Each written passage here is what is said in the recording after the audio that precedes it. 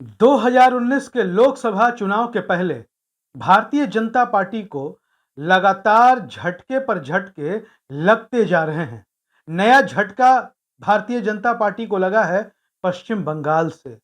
जी हां, वो पश्चिम बंगाल जहां लोकसभा की 42 सीटें हैं और भारतीय जनता पार्टी के कब्जे में 18 सीटें हैं। उस पश्चिम बंगाल में भारतीय जनता पार्टी की उम्मीदों पर पानी फिरता हुआ नजर आ रहा है। हम बात कर रहे हैं नेताजी सुभाष चंद्र बोस के पोते चंद्र कुमार बोस की। जी हां, खबर बड़ी है। बड़ी ही नहीं, खबर बहुत बड़ी है, लेकिन गोदी मीडिया आपको यह खबर दिखाएगा नहीं।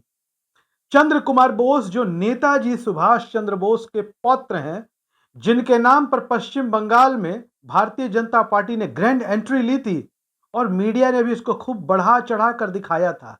पर आज परिस्थिति ऐसी हो गई है कि मीडिया खामोश है इतनी बड़ी खबर पर।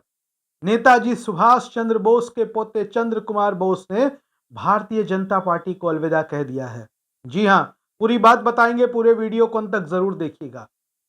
2016 में नेताजी सुभाष चंद्र बोस के पोते चंद्र कुमार बोस ने भारतीय जनता पार्टी में एंट्री ली थी और भारतीय जनता पार्टी में एंट्री लेने के बाद चंद्र कुमार बोस जिस तरीके से भारतीय जनता पार्टी के लिए पश्चिम बंगाल में काम कर रहे थे, उससे बीजेपी की फसल को खाद पानी मिल रही थी।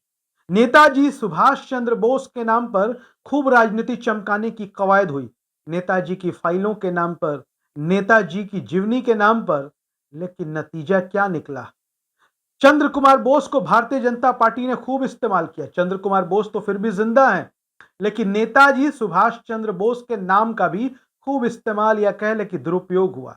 लेकिन नेताजी के नाम का इस्तेमाल करने के लिए नेताजी की विचारधारा पर चलना होगा, जिनकी विचारधारा श्यामा प्रसाद मुखर्जी की विचारधारा है, हेडगेवार की विचारधारा है, गोलवलकर की विचारधारा है, सावरकर की विचारधारा है।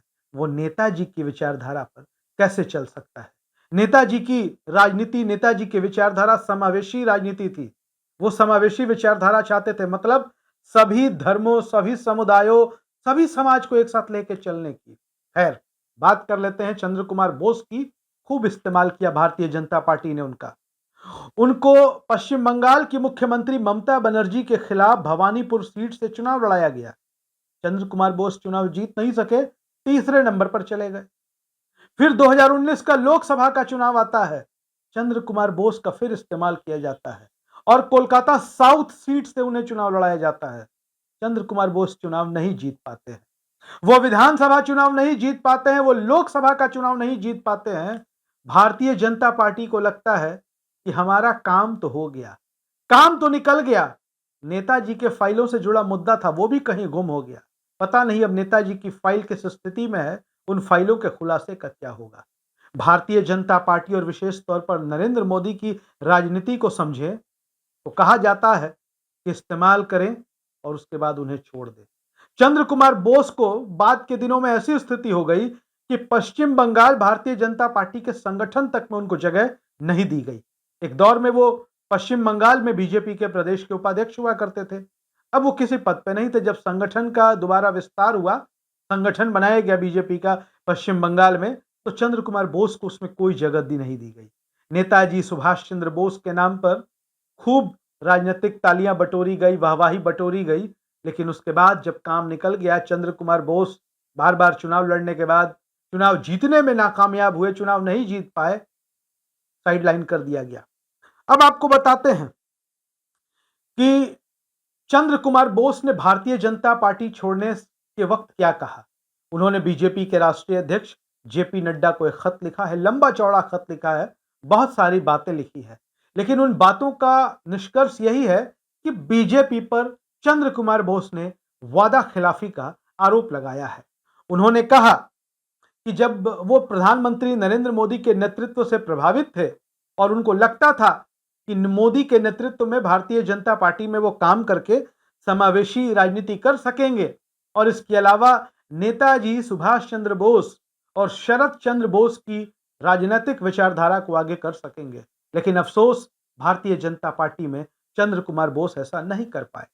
वो कहते हैं कि बीजेपी को बंगाल में और आगे बढ़ाने के लिए उन्होंने बहुत सारे प्लान किए और इस प्लान से उन्होंने बीजेपी के बड़े नेताओं को अवगत भी कराया। वो खुश भी हुए, सहमत भी हुए, लेकिन बीजेपी इस पर आगे नहीं बढ़ सकी। और जब उनके बताए हुए यानी कि चंद्र कुमार बोस की प्लानिंग, उनकी योजना पर काम ही नहीं हो सकता था, तो वो यहां कहां रह सकते थे। और चंद्र कुमार बोस बड़ी बात कहते हैं। चंद्र कुमार बोस सुभाष चंद्र बोस के पोते हैं तो बड़ी बात कहेंगे। वो कहते हैं कि बीजेपी में शामिल होने के बाद मुझे ये लगा कि जो लोग राजनीति ये कर रहे हैं, ये लोग जो राजनीति कर रहे हैं, वो सभी धर्मों को एकजुट करने के नेताजी के आदर्शों के अनुरूप नहीं है। चंद्र कुमार बोस कहते हैं कि नेताजी सुभाष चंद्र बोस ने सदैव विभाजनकारी और सांप्रदायिक राजनीति के खिलाफ लड़ाई लड़ी। अब सांप्रदायिक राजनीति के खिलाफ लड़ाई लड़ने वाले नेताजी सुभाष चंद्र बोस के नाम पर उनके पौत्र कितने दिनों तक भारतीय जनता पार्टी में राजनीति कर सकते थे। हालांकि बता दें, बीजेपी में रहते हुए चंद्र कुमार बोस लगातार सावरकर की विचारधारा का विरोध करते थे और सांप्रदायिक एजेंडे, विभाजनकारी राजनीति का विरोध करते थे। ऐसे में बहुत दिनों तक इस दल में नहीं रह सकते थे। लेकिन सवाल फिर गोदी मीडिया से बनता है।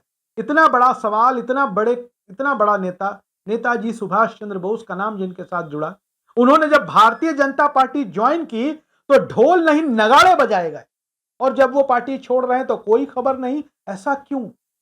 चिंता की तो बात है, सोचने वाली बात तो जरूर है। आप क्या सोचते हैं, अपनी राय जरूर लिखिए। धन्यवाद।